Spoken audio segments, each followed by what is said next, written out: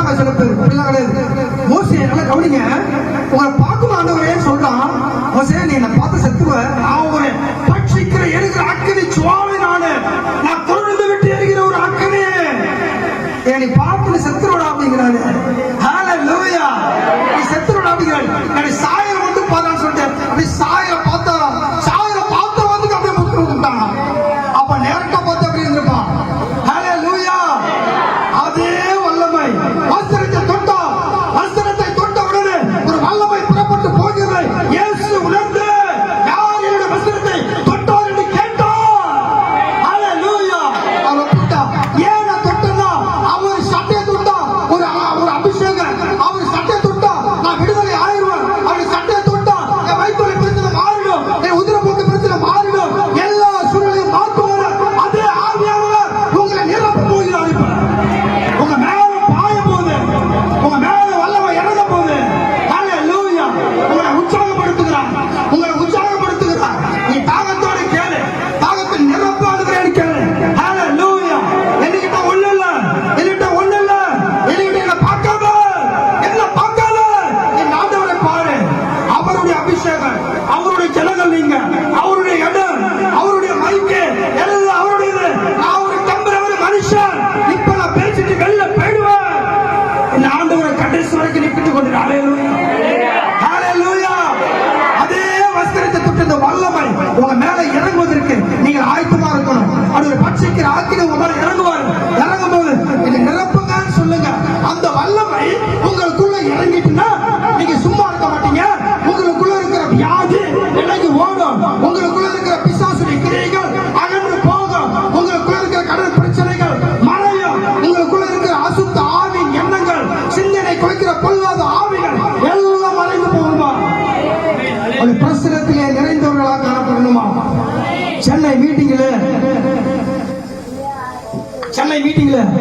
நான் எல்லாருக்கும் டெலிவரன்ஸ்க்காக ஜோம் பண்ணிட்டு இருக்கேன். ஒரு பாப்பா, சின்ன பொண்ணு கிட்ட வந்து நின்னுது. அப்படியே பார்த்தேன், என்னடா அது ரொம்ப நேரமா நிக்குது அப்படின்னு பார்த்த உடனே நான் பார்த்தேன், என்ன உனக்கு வேணும் அப்படின்னு கேட்டேன். எனக்கு ஆண்டவருடைய வல்லமை வேணும். திம்மம்பரை பொண்ணுதான், திம்மம்பர்ஸ் தான். ஆண்டவருடைய வல்லமை எனக்கு வேணும் அப்படின்னு கேட்டது.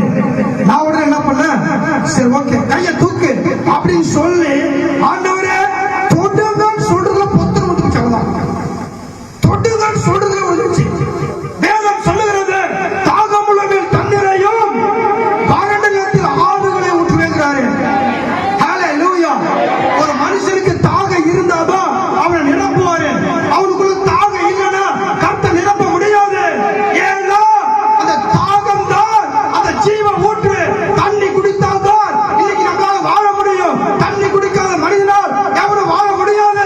அதே ஜீவ தண்ணியான பரிசுத்த ஆவியானவர் உங்க நலனுக்கு போறாங்க. ஹல்லேலூயா, ஹல்லேலூயா, ஹல்லேலூயா.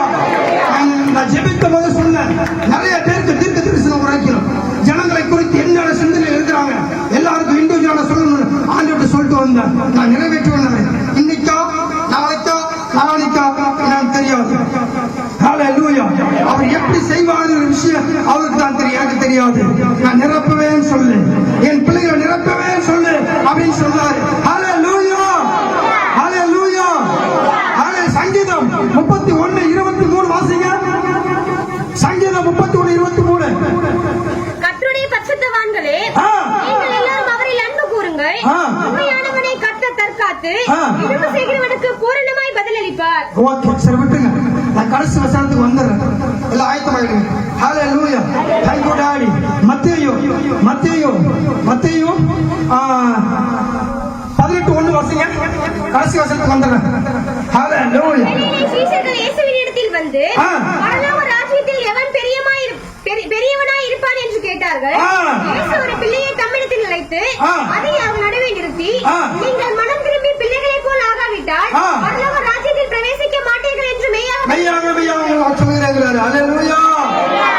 குழந்தை போல மாறிடுங்க, அவ்வளவுதான். நமக்கு நேரம் இல்லை, எக்ஸ்பிளைன் பண்றதுக்கு நிறைய நேரம் இருக்கு. எங்க நேரத்துல வீட்டுக்கு போகணும். உங்க சூழ்நிலை புரிஞ்சுட்டு தான் பிரசங்கம் பண்ணும். ஹல்லேலூயா. மனுஷன் குழந்தை போல மாறலன்னா பரலோக ராஜ்யத்துல பிரவேசிக்க முடியாதுங்கிறாரு. அப்ப நம்மளுக்குள்ள கசப்பெல்லாம் இருக்கக்கூடாது, வெறுப்பு இருக்கக்கூடாது, மன்னிக்கிறவர்களாக இருக்கிறோம், மற்றவர்களுக்கு நம்ம கொடுக்கணும். ஹல்லேலூயா, ஹல்லேலூயா, ஹல்லேலூயா. எபேசியர் 4ஆம் அதிகாரம் 31, 32. எபேசியர் 4:31, 32. சகலவிதமான கசப்பு வந்துருங்க. சகல விதமான கசப்பு, கோபமும், எந்த துர்க்குணமும் உங்களை விட்டு நீங்க கடவுது. அர்த்தத்தை வாசிங்க. ஒருவருக்கொருவர் தயவாயும் மன உருக்கமாயும் இருந்து கிறிஸ்துவுக்குள் தேவன் உங்களுக்கு மன்னித்தது போல நீங்களும் ஒருவருக்கொருவர் மன்னியுங்கள். நீங்க மன்னிக்கிறீங்களா? சபைக்கு வரீங்களா? இயேசு உங்களுக்கு மன்னித்தாரு. சரி, என்ன நல்லா கவனிங்க. என்ன ஆண்டவர் மன்னித்தாரு? எனக்கு விரோதமான பேசிட்டு தான் இருக்கிறோம். என் ஊழியத்தை குறித்து பேசுறோம். எனக்கு விரோதமா நிறைய கருத்தை மன்னிட்டு தான் இருக்கிறோம். கர்த்தரை பயன்படுத்துறாரு, நான் என்ன பண்ண முடியும்? நான் வளர்ந்துடும், நிறைய பேர் பயப்படுறாங்க. அதெல்லாம் பெரிய விஷயம். நிறைய பேர் சண்டைக்கு வந்திருக்காங்க என்கிட்ட. அதெல்லாம் பெரிய விஷயம். அப்ப என்ன சொல்றாரு? அதை ஓட கட்டியா வச்சிடறா அப்படிங்கிறாரு, மன்னிச்சிடறா அப்படிங்கிறாரு.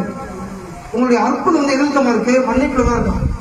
உங்களுக்கு ஒரு காரியத்தை கொடுக்கணும் தீர்மானம் பண்ணிருப்பாரு, நீங்க மன்னிக்காம இருப்பீங்க, கசப்பு வச்சிருப்பீங்க. உள்ள இருதயத்துல கசப்புனால அந்த ஆசீர்வாதங்கள் தடைப்பட்டது. அதனால மன்னிச்சிரு அப்படிங்கிறார். ஹல்லேலூயா, மன்னிச்சிருங்கிறார். ஹல்லேலூயா.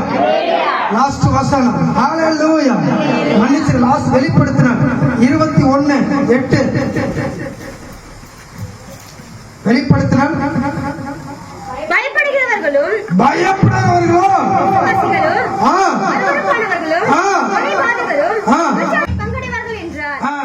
ராஜா வருகிறார், ஆயத்தமாகோ, இயேசு வருகிறார். இதுக்குள் எல்லாம் சேர்த்து பாருங்க. ராஜா வருகிறார், ஆயத்தமாகோ, ராஜா வருகிறார், ஆயத்தமாகோ, இயேசு வருகிறார், கொண்டே செல்வோம், இயேசு வருகிறார், கொண்டே செல்வோம்.